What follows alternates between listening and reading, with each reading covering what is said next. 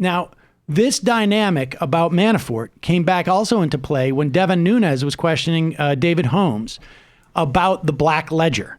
Now, the Black Ledger was basically a second accounting books where corrupt Ukrainian officials, because one thing about this whole hearing was just how corrupt Ukraine was and how they're trying to sort of like this Zelensky guy who was a former actor, like literally one, not like Ronald Reagan was a former actor like 30 years ago. I was in Hollywood.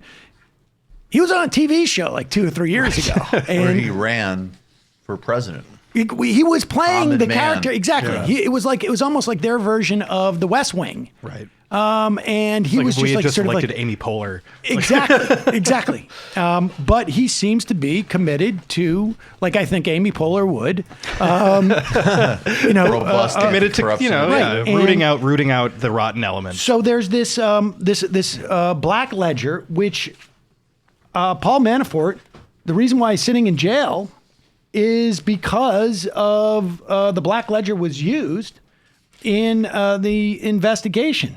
Manafort did receive money from Yankovich, tens of millions of dollars in income as a result of his Ukraine work. This is from the text of an indictment filed by Robert Mueller. And Manafort pled guilty that he laundered funds. These funds evaded taxes on him and also served as a lobbyist for this guy without registering. I mean, these are why he's in prison right now. He's got 7.5 years of prison. So here is Nunes trying to show how Mr. Holmes, and this guy, again, is another one. Like, it's almost like you look at those 1950s movies about U.S. diplomats. They all seem to be like this. And here's Nunes going after this guy, Holmes, who, again, takes pride in being a nonpartisan diplomat, professional diplomat. Name some Americans. Now I want to talk a little bit about Ukrainian government officials. Mm-hmm. Are you familiar with Sergei Leshchenko? Yes, Have you met with him? I have. He was a journalist, then he was in the parliament. Is he currently in the parliament? Journalist again.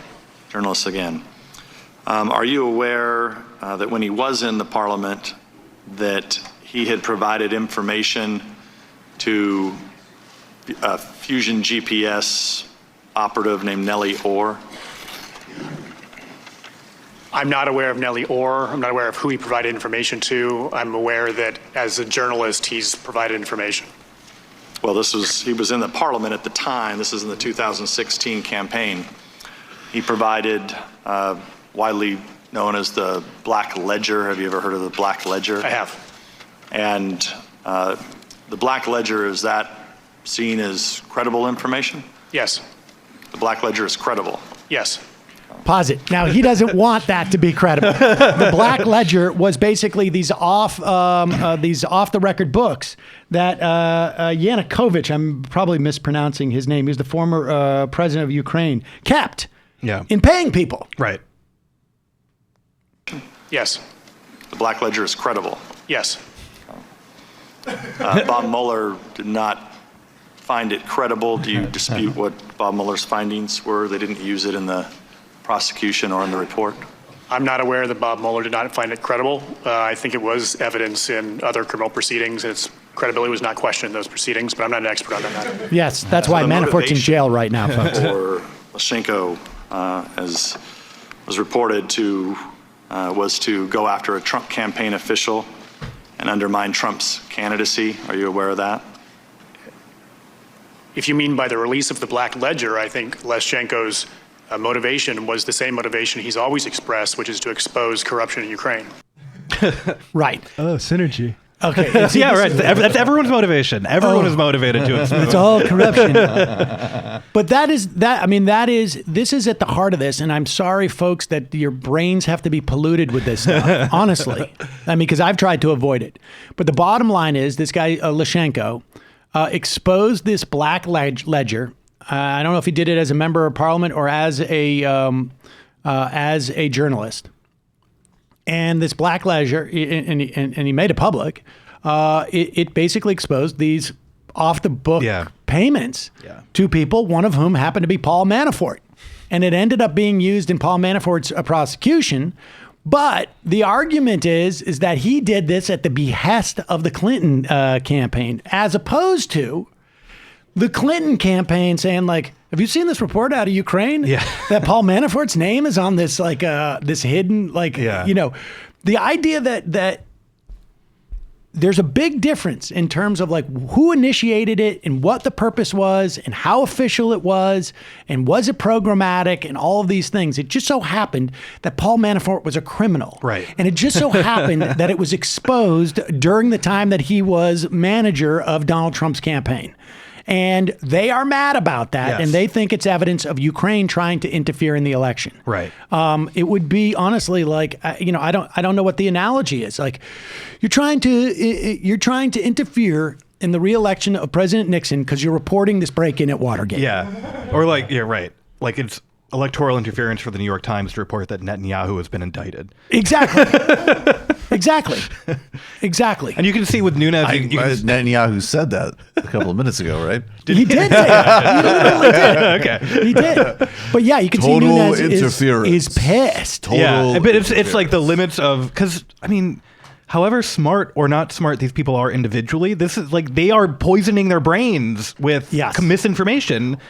And then they come up against, like... There may be another explanation for Devin Nunes. Well, right, yeah. Now, this is a completely back-of-the-envelope theory, but I think Rudy Giuliani delivered this story to Donald Trump because he had other reasons to not want an ambassador from the United States to be really investigating corruption in Ukraine. Yes. Rudy Giuliani was there way before all this stuff starts cropping up about Yovanovitch. About, you know, like this effort was like, he was in Ukraine months and months and months earlier. Yeah. Helping fight corruption. And, you know, Manafort worked with a lot of different people. And all that said, there's a story now in the Daily Beast that back in the fall of 2018, Devin Nunes sent over a representative from his office to work with Rudy Giuliani and two of his associates, Lev Parnas and Fruman. And now these guys were trying to get Pete Sessions to be the ambassador to replace Yovanovitch. And Pete Sessions also weirdly got tens of thousands of dollars from these guys in his reelection campaign. It's really strange. That's odd. It's an odd, coincidence. But when someone writes the book about this, we'll have them on, folks. I don't know how much more. But Eric Swalwell decides to take a shot at Devin Nunes here with his questioning, where he raises this piece that came out just, I guess, yesterday morning or 2 days ago. And Devin Nunes apparently was not very happy with this.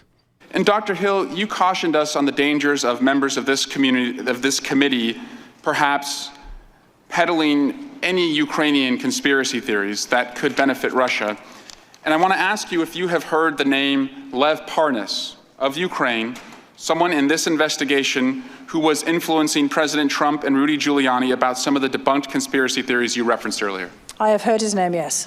Are you aware that Mr. Parnas was indicted on October 10 for making foreign contributions to Republicans in U.S. elections? I am aware of those reports, yes. Are you aware of yesterday's Daily Beast story reporting the indicted Ukrainian Lev Parnas has been working with ranking member Devin Nunes on Mr. Nunes' overseas investigations? I am not aware of that. Mr. Chairman, I ask unanimous consent to put into the record the Daily Beast story. Lev Parnas helped Rep. Devin Nunes' investigations from yesterday. First two paragraphs reading, Lev Parnas, an indicted associate of Rudy Giuliani, helped arrange meetings and calls in Europe for Rep. Devin Nunes in 2018, Parnas' lawyer, Ed McMahon, told the Daily Beast. Nunes' aide, Derek Harvey, participated in the meetings, the lawyer said, which were arranged to help Nunes' investigative work. McMahon didn't specify what those investigations entailed. Without objection. Mr. Chairman, you have been falsely accused throughout these proceedings by the ranking member as being a quote-unquote fact witness. Now, if this story is correct, the ranking member may have actually been projecting. And in fact, he may be the fact witness if he is working with indicted individuals around our investigation. Wow. I want that. Can we get a screen grab of that? I want that to be on my computer and then maybe hang that up. And I don't think, he's not broken that pose since I think Swalwell started talking. Yeah, he's still sitting there. Still frozen there. I mean, this is the world that we have. I mean, and I think good for Swalwell for playing it that way. There's so much here, honestly, that I think we're never ever going to get to. No. And when you hear the totality of these hearings, you start to realize like this is just a huge den of thieves, and they are all. It's going both ways. I'm convinced a lot of these guys are using Donald Trump as a way of paving their way for their corrupt other practices and vice versa. And it really, I think, is quite as simple as that. It is just like we just rarely see it on this scale. Yeah. And so I don't know where these impeachment hearings will go to, but I'm quite convinced that our children. When they're our age, we'll be reading a book about it on their podcast and talking about this is all this stuff. I remember Dad saying something about this shit, but I didn't pay attention. I didn't realize how crazy this was. Yeah, exactly. Really insane. Are you sure they did that? Are you sure they gave it to Ukraine?